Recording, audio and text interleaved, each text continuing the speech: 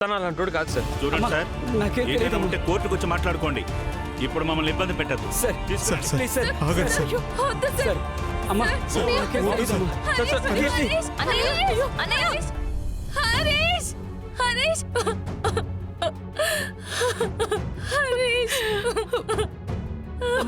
వదినా వదినా ఏడవకు ఏడవకు వదినా వదినా హరీష్ వదినా కీర్తి వదినా అమ్మా కీర్తి వదినా వదినా కీర్తి కీర్తి వెళ్ళి మంచినీళ్ళు తీసుకురండి. కీర్తి కళ్ళు తెరువు వదినా త్వరగా వెళ్ళండి. వెళ్ళి మంచినీళ్ళు తీసుకురండి.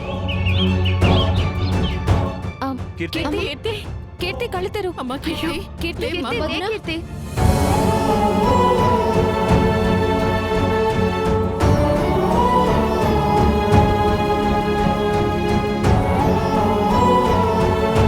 కీర్తి కీర్తి కీర్తి అక్క కీర్తి అమ్మ కీర్తి కీర్తి ఏం కాలేదు కదా వదినా పోలీసులు హరీష్ ని ఎందుకు అరెస్ట్ చేశారు? నా హరీష్ ఎక్కడున్నాడు? అన్నయ్య నన్ను హరీష్ దగ్గరికి తీసుకెళ్ళి అన్నయ్య. కీర్తి అమ్మ కీర్తి వదినా నువ్వేం కంగారు పడకమ్మా. బావగారికి ఏం కాదు. వదినా ఈ టైంలో నువ్వు ఇలా దిగులు పడి కన్నీళ్లు పెట్టుకోవడం బిడ్డకి మంచిది కాదు. అవును, మేమంతా ఉన్నాం కదా. అన్నయ్యని ఎలా అయినా సరే బయటికి తీసుకొస్తాం. నేను ఇప్పుడే బయలుదేరి వెళ్ళి బావగారిని తీసుకొస్తానమ్మా. అన్నయ్య నేను కూడా వస్తానన్నయ్య. నా మనసు ఆగట్లేదు. నేను హరీష్ కీర్తి, నువ్వు ఉండు కీర్తి. వదినా నువ్వు రెస్ట్ తీసుకోవాలి. అత్తయ్య చూడు ఎంత కంగారు పడుతుందో. నేను అయినా వెళ్తాం సరేనా? పదండి. అక్క నేను కూడా వస్తాను పద. వద్దు జాను, నువ్వు అమ్మా నాన్నల్ని దగ్గరుండి చూసుకో జాను. కళ్ళ ముందే అన్నయ్యను పోలీసులు తీసుకెళ్లడం అమ్మ తట్టుకోలేకపోతుంది. పాపం అమ్మని చూడు ఏమైందోనని బాధపడుతుంది.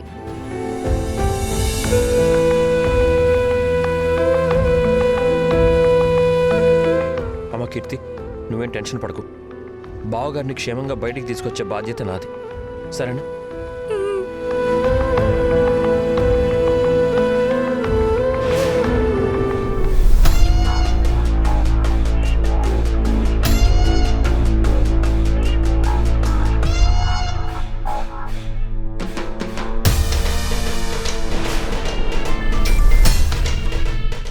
చెప్పండి సార్.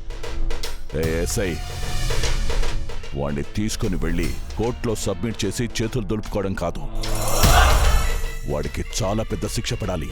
అర్థమైందా? అంతా మేము చూసుకుంటాం సార్. అవసరమైతే ఇంకొన్ని సెక్షన్లు యాడ్ చేయండి. వాడు మాత్రం ఎట్టి పరిస్థితుల్లో బయటికి అస్సలు రాకూడదు. Okay sir.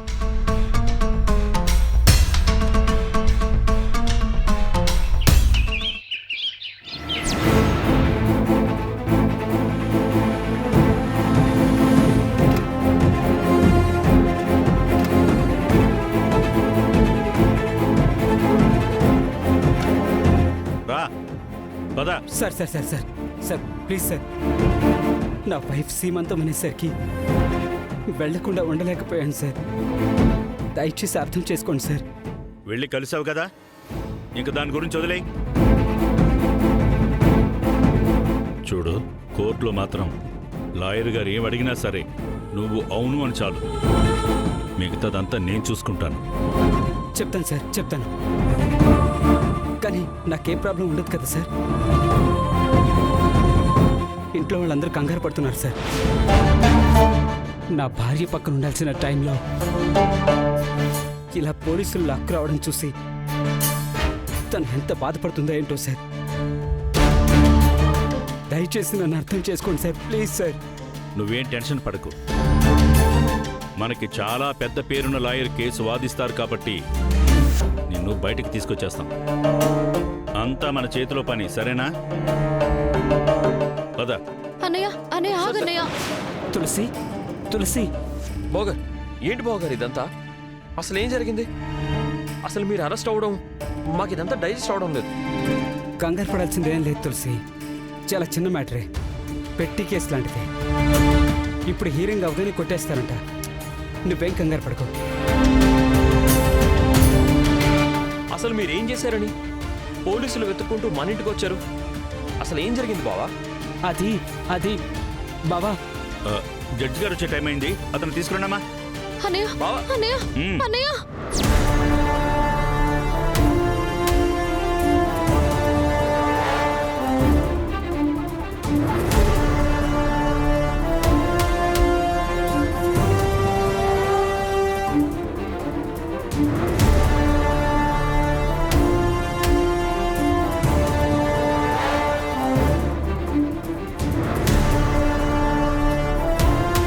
Proceed. Thank you runner.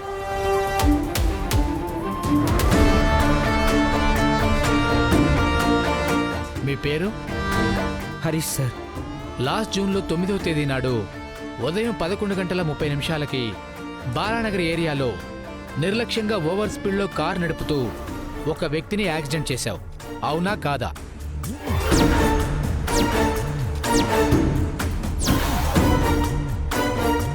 మా అన్నయ్య ఏ నేరం చేయలేదండి. మిస్టర్ హరీష్, నేను అడిగిన దానికే ఆన్సర్ ఇవ్వు. నువ్వు ఆ రోజు యాక్సిడెంట్ చేశావా లేదా?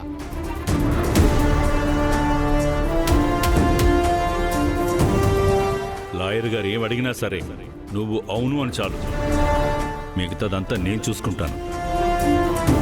అవును సార్.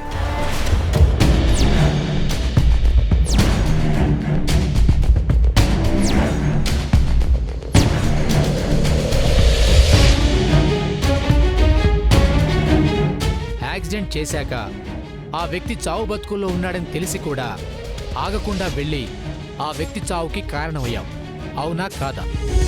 అవును sir.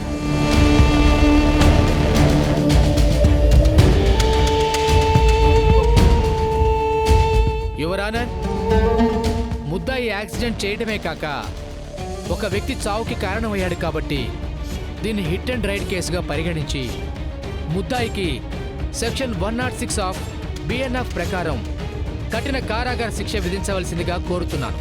That's all your honour. Thank you.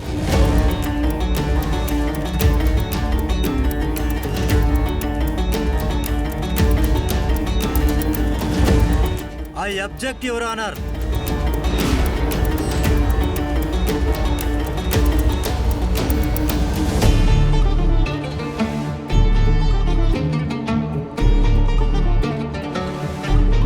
ఏంటి సడన్ గా ఆగా?